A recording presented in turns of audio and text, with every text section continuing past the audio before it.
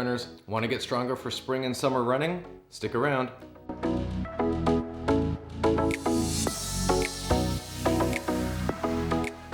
Hey guys, John here from JK Conditioning with Canadian Running, and in this video today we'll be going over my latest home workout in the March-April issue. If this is your first time here, make sure you subscribe to our channel to keep up with all our latest fitness videos so that you can become a stronger runner. Alright, so the workout. So the at-home runner's strength training routine can be done at home, obviously, without any weight and without any crowds. So with this workout, what you can do is just get some space in your living room or in your basement, and just all you need is you got to make sure you have a wall and a little bit of an elevation, like a step, so that you can do the last exercise, which is a calf raise, which is what we'll get to.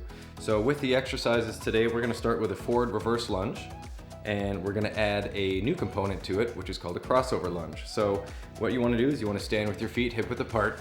You're going to take a forward step. You're going to land on your foot. You're going to kneel towards the floor.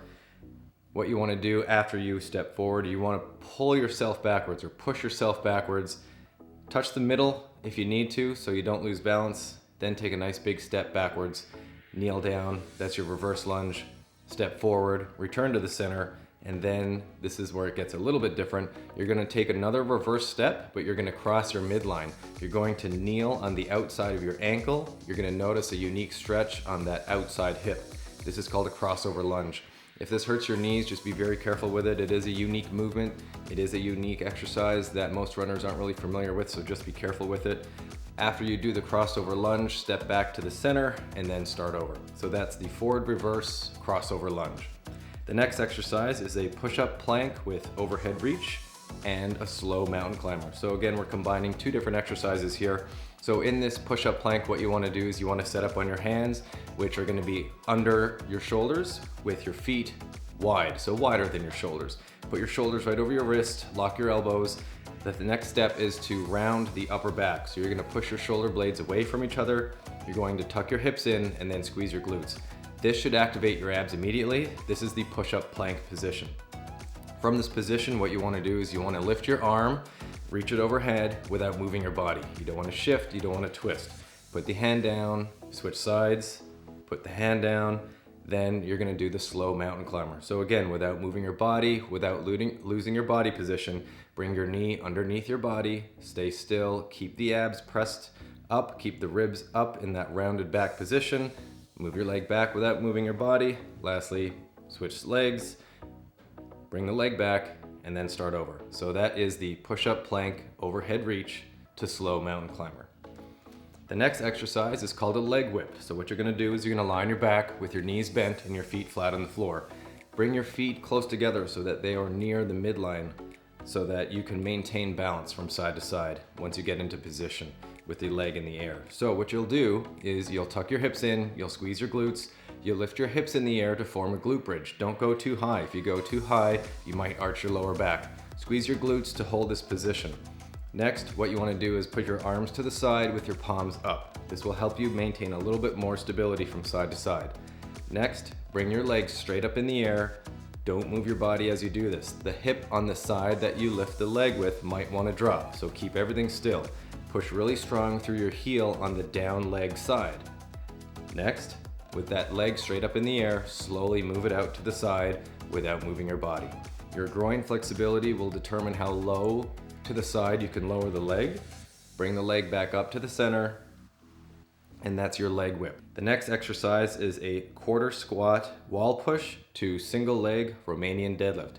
Here again, we're being efficient. We're trying to combine a couple exercises in one, so don't be try not to get too confused here, but I'll do my best to illustrate it. So what you want to do is you want to stand next to a really heavy weight on the ground if you have access to a weight, but like I said, you don't need any weight, so you can use a wall as well. So stand next to a wall. You're going to put your feet about hip width apart. You're going to crouch down into like a quarter squat position.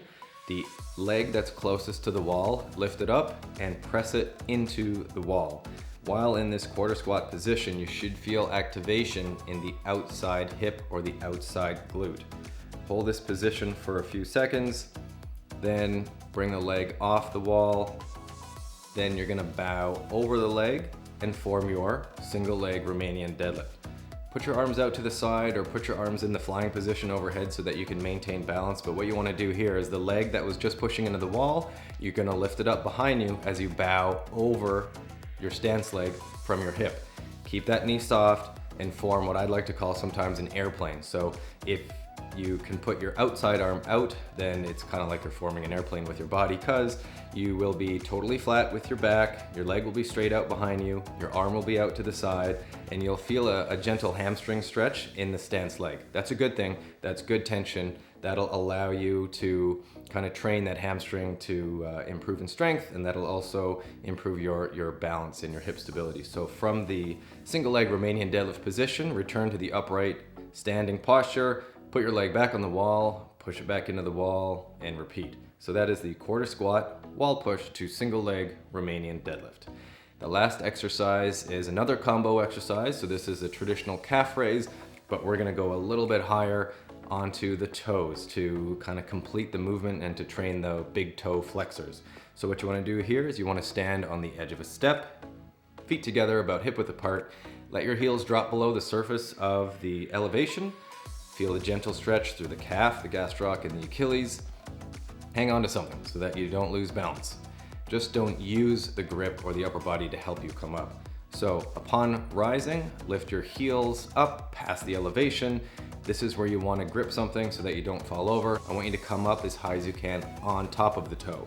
So just be careful with this one here if you have bunions or if you have hammer toes or anything where there might be a pre-existing issue. Just be careful of how high you go. But what I want you to focus on is pressing that big toe down strong into the step to get an extra couple inches of height in your calf raise. So that is the calf raise to the toes. Well, there you go, guys. That's the workout. I hope you found it useful. Let me know what you think of the exercises in the comments below. Also, if there's exercises that you haven't seen me write about in Canadian running before, maybe let us know. Let us know what you're looking for. If there's questions that you have about strength training that you're still confused about, that'll help me tailor my articles in the future and also tailor these videos so that we can give you the best information. Thanks again, and we'll see you at the next one.